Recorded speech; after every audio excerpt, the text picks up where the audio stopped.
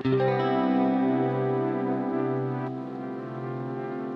Hello नमस्ते, आप सबका बहुत स्वागत है the Times of India group के इस खास शो में। और मैं हूं आपकी होस्ट नेहा उपाध्याय। आज हम एक ऐसी समस्या पर बात करने वाले हैं जिससे दुनिया भर में मिलियन की संख्या में लोग जूझ रहे हैं। Yes, we talking about hepatitis. पर सवाल ये है कि आप हेपेटाइटिस के बारे में क्या जानते हैं, आप उसको कितना जानते हैं, और क्या आपको पता है कि हेपेटाइटिस आपके लिवर को बहुत ज़्यादा नुकसान पहुंचा सकता है। आज इस वर्ल्ड हेपेटाइटिस डे स्पेशल में इसी पर बात होगी। हम ये समझने की, ये जानने की कोशिश करेंगे कि हेपेटाइटिस क्या है, इसके जो प्रिवेंशन मेजर्स हैं वो क्या हैं, कॉजेज़ क्या हैं, सिम्टम्स क्या है और इसका ट्रीटमेंट क्या है। आज इस खास शो में हमारे साथ एक बहुत ही खास मेहमान मौजूद हैं, doctor Ankur Garg, HOD and director HPB surgery and liver transplant, Shalby Sanar international hospital. Doctor, welcome to our show. Thank you Neha. Doctor, इससे पहले कि हम अपने दूसरे क्वेश्चंस की बात करें, सबसे पहले हम बेसिक जो सवाल है उससे शुरू करेंगे। अगर कोई कॉमन इंसान है, कोई आम नागरिक है जिसे जो मेडिकल टर्मिनोलॉजी है इतनी ज़्यादा नहीं पता, उन्हें अगर हमें समझाना हो कि हेपेटाइटिस क्या है और उसके कॉजेज़ क्या हैं, तो एक बार उसके बारे में बता दीजिए। सुनिए, हेपेटाइटिस एक बहुत ही ब्रॉड टर्म है। हेपेटाइटिस का मतलब है कि लिवर को इंजरी हो रही है, लिवर में इन्फ्लेमेशन है। हेपेटाइटिस से ये नहीं बता सकते हम कि किस तरह का हेपेटाइटिस है। हेपेटाइटिस अल्कोहल से भी हो सकता है, हेपेटाइटिस वायरसेस से भी हो सकता है, बहुत सारी मेडिसिन और ड्रग से हो सकता है, और भी बहुत सारे कारण हैं हेपेटाइटिस के, जेनेटिक डिसऑर्डर्स भी हैं। सिर्फ हेपेटाइटिस वर्ड से हमें इतना पता चलता है कि जो हमारा लिवर है उसको इंजरी हो रही है, उसका सिम्टम ढूंढना, उसका कारण ढूंढना और उसको ट्रीट करना, आइडेंटिफाई करना, वो हमारे लिए इंपॉर्टेंट है। डॉक्टर, आपने यहाँ पर कॉजेज़ की बात की, तो अब बहुत ज़रूरी हो जाता है कि हम इसके सिम्टम्स पर भी बात करें और कुछ ऐसे रेड फ्लैग्स के बारे में जानें जो आपको दिखे तो आपको तुरंत डॉक्टर से संपर्क करना चाहिए, कि आपको लगना चाहिए कि भाई अब तो टाइम आ गया है, अब डॉक्टर के पास जाना है। एक बार ईजी लैंग्वेज में हमारी ऑडियंस को ये बता दीजिए। हेपेटाइटिस के रेड फ्लैग्स या वार्निंग साइन से पहले एक बहुत इंपॉर्टेंट चीज़ जो हमारे व्यूअर्स को पता होना चाहिए कि लिवर में बहुत सारी रिपेयरिंग कैपेसिटी है, बहुत सारी फंक्शनल कैपेसिटी है। तो अगर लिवर को इंजरी भी होती है किसी भी कारण से, तो लिवर अपने आप को रिकवर भी कर सकता है, प्रोवाइडेड कि वो इंजरी बार बार उसको नहीं होती रहे। अगर हम हेपेटाइटिस की बात करें, अगर जैसे अल्कोहल कॉज है, तो अगर हम डेली अल्कोहल लेंगे तो डेफिनेटली लिवर नहीं रिकवर करेगा, है ना। अगर हेपेटाइटिस के सिम्टम्स की बात करें, बिकॉज इतनी सारी रिपेयर कैपेसिटी है तो बहुत सारे वार्निंग साइंस कभी कभी होते नहीं हैं, बहुत लेट स्टेजेस तक भी। बट जैसा कि है जनरली पॉपुलेशन में, नॉर्मली फर्स्ट 10-15 ईयर्स में हम सबको एक बार जॉन्डिस हो जाता है, एंड घर वाले झाड़ा भी लगवाते हैं, सब कुछ करते हैं, वो ठीक है, अपने बिलीफ सिस्टम्स हैं। But normal early hepatitis stages में सिम्टम्स हैं, जॉन्डिस होगा तो आइज येलो दिखेंगी या स्किन येलो होगी, खाने का मन नहीं करेगा, वो बहुत क्लासिकल साइन होता है हेपेटाइटिस का, और बहुत सारा नोजिया, वॉमिटिंग की फीलिंग होती है। तो ये जस्ट साइंस हैं, बहुत सारे ऐसे out of the way red warning science नहीं है। बट अगर किसी को भी ये होता है कि भूख नहीं लग रही है, नोजिया, वॉमिटिंग है, या हल्का सा भी येलोनेस ऑफ स्किन या आइज दिख रहा है, तो शायद ये सबसे स्टार्टिंग साइंस होते हैं हेपेटाइटिस के, एंड हमें डेफिनेटली मेडिकल कंसल्ट करना चाहिए। बिल्कुल डॉक्टर, तो मुझे लगता है कि जो हमें देख रहे हैं, हमारी ऑडियंस जो है, उन्हें ये नोट डाउन करके रख लेना चाहिए कि अगर ये सिम्टम्स दिखे तो आपको तुरंत डॉक्टर के पास जाना है। डॉक्टर, हेपेटाइटिस के बारे में जब हम जानने की कोशिश करते हैं तो एक टर्म है इन्फेक्शियस हेपेटाइटिस, वो क्या है और उसे अवॉइड करने के लिए आप कौन कौन से मेजर्स ले सकते हैं? जब हम इन्फेक्शियस हेपेटाइटिस की बात करते हैं तो हम नॉर्मली बात कर रहे हैं कि जो इन्फेक्शन रिलेटेड हेपेटाइटिस है। 5 तरह के हेपेटाइटिस वायरसेस होते हैं, hepatitis A, B, C, D and E। ऐसा नहीं है कि सिर्फ यही वायरसेस से इन्फेक्शियस हेपेटाइटिस होता है, और भी बहुत सारी इन्फेक्शन में हमारा लिवर इफेक्ट हो सकता है, जैसे कि टाइफॉइड में, डेंगू में। बट नॉर्मली जब हम इन्फेक्शियस हेपेटाइटिस की बात करते हैं तो हम नॉर्मली हेपेटाइटिस वायरसेस की बात करते हैं। इसमें से अगर हम A और E वायरसेस की बात करें तो वो नॉर्मली फूड बॉर्न या वाटर बॉर्न है। तो नॉर्मली रेनी सीजन्स में, या प्रॉपर सैनिटेशन नहीं है, या क्लीन फूड नहीं है, तो हेपेटाइटिस A और E इन्फेक्शन हमें हो सकती है। जैसे कि नॉर्मल इन्फेक्शन होती है, गला खराब हो गया, फीवर हो गया, ऐसे ये है, बट इसमें लिवर इफेक्ट होता है, तो लिवर फंक्शंस डिरेंज हो सकते हैं, जॉन्डिस हो सकता है। But more than 99% of the cases में ये सेल्फ लिमिटिंग होती हैं, और 15 से 20 दिन में जनरली पेशेंट्स अपने आप इससे रिकवर हो जाते हैं। बहुत रेयर होता है कि हेपेटाइटिस A या E से रिलेटेड एक्यूट लिवर फेलियर या लिवर ट्रांसप्लांट तक की ज़रूरत पड़ सकती है।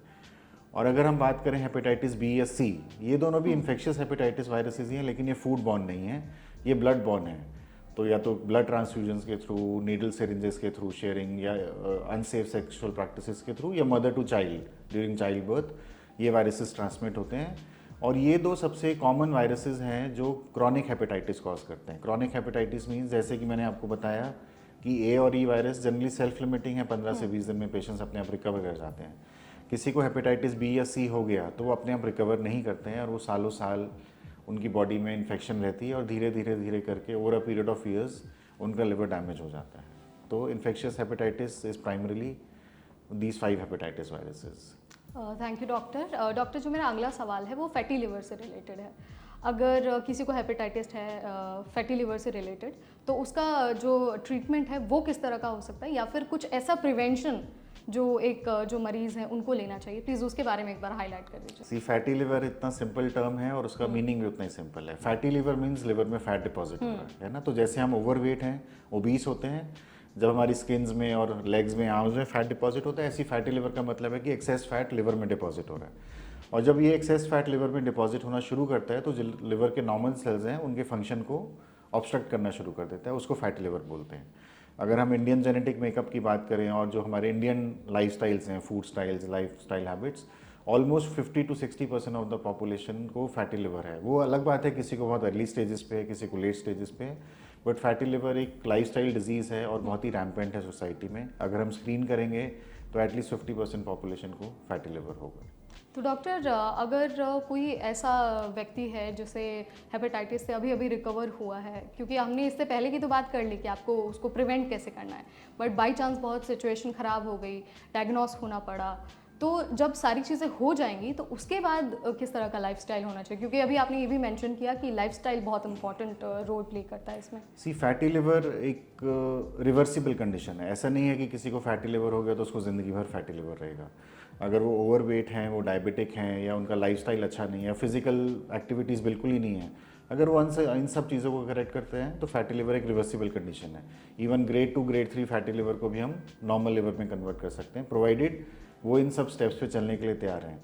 तो फैटी लिवर से सच ऐसा नहीं है कि कोई फैटी लिवर किसी को हो गया तो उसको डर के भाग जाना चाहिए या पैनिक हो जाना चाहिए, लेकिन ये उसके लिए एक वार्निंग साइन है कि अभी फैटी लिवर है और मैं आज इसके ऊपर नहीं ध्यान दूंगा तो आने वाले 10-15 साल में डेफिनेटली लिवर फेलियर की तरफ जा सकता है। तो आज फैटी लिवर अगर डायग्नोज हुआ है तो आज ही हम करेक्टिव सिम्टम्स लेंगे तो 1 साल में 2 साल में उसको रिकवर भी कर सकते हैं। बिल्कुल डॉक्टर। डॉक्टर, आपने एक अपने आंसर पे एक टर्म मेंशन किया था, क्रॉनिक हेपेटाइटिस। सो वो हमारे लिवर को कैसे अफेक्ट कर सकता है, और अगर वो नेगेटिव अफेक्ट करता है तो क्या कुछ वो चीज़ें होती हैं जब आपको लगता है कि यार ये वार्निंग साइन है? सी क्रॉनिक का मतलब होता है कोई भी बीमारी जो 6 महीने से ज़्यादा है। तो क्रॉनिक हेपेटाइटिस का मतलब है कि कोई हेपेटाइटिस या कोई लिवर को इंजरी जो चलते जा रही है मंथ ऑन मंथ बेसिस पे। एंड जब मंथ ऑन मंथ बेसिस पे किसी एक ऑर्गन को इंजरी चल रही है तो उसकी जो रिपेयरिंग कैपेसिटी है और रीजनरेटिव कैपेसिटी वो ख़त्म हो जाती है। अल्टीमेटली अगर क्रॉनिक हेपेटाइटिस को हम ट्रीट नहीं करेंगे, चाहे उसका कारण कुछ भी रहा हो, चाहे वो अल्कोहल हो, चाहे वायरसेस हो या ड्रग्स हो, तो वो अल्टीमेटली लिवर फेलियर में कन्वर्ट हो जाएगा and patients will go to organ failure. So अगर हम एक लॉन्ग टर्म कॉम्प्लिकेशन की बात करें तो क्या सिर्फ ये लिवर फेलियर वाला है, या फिर और कुछ चीज़ें भी मतलब इसमें इंक्लूड की जा सकती हैं? सी क्रॉनिक हेपेटाइटिस की अगर हम बात करें तो हाँ, लिवर फेलियर तो लास्ट है कि अच्छा this is the end point है ना। उससे पहले सी कोई भी ऑर्गन ऐसा नहीं होता कि वो एक दिन में फेल हो गया। अगर किसी को क्रॉनिक हेपेटाइटिस है तो वो धीरे धीरे धीरे करके डैमेज होता है। और जैसे कि मैंने आपको पहले भी बताया कि लिवर में बहुत सारा फंक्शनल रिजर्व है, तो जब तक किसी का 70% लिवर डैमेज नहीं होता है उसको शायद कोई सिम्टम्स भी नहीं आते हैं। सो क्रॉनिक हेपेटाइटिस में जैसे जैसे लिवर डैमेज की परसेंटेज बढ़ती चले जाती है, पेशेंट्स को फील होना शुरू हो जाता है कि मेरा मसल मास लॉस हो रहा है, एनर्जी लॉस हो रहा है, या मेरा अब उतना स्टेमिना नहीं बचा है। लिवर फेलियर तो एक फाइनल वार्निंग साइन या फाइनल वार्निंग सिम्टम्स होते हैं। तब तक तो मोस्ट ऑफ द पेशेंट्स या तो ऑलरेडी हॉस्पिटल पहुंच चुके होते हैं या ऑलरेडी किसी ना किसी के फॉलोअप में होते हैं। मतलब जब आपका लीवर फेलियर हो, पूरा एंड सिचुएशन में आ जाए, तब क्या ये जो ट्रांसप्लांट वाला प्रोसेस है उसे अपना सकते हैं? अगर हम एंड स्टेज लिवर फेलियर की बात करें, चाहे वो किसी भी कारण से हो, तो जैसे कि मेडिकल साइंस में अगर किडनी फेलियर है तो हमारे पास डायलिसिस है, किसी के लंग्स नहीं काम कर रहे हैं तो हमारे पास वेंटिलेटर्स हैं, किसी का हार्ट नहीं काम कर रहा है तो हमारे पास बाईपास मशीन्स हैं, एक्मो मशीन्स हैं।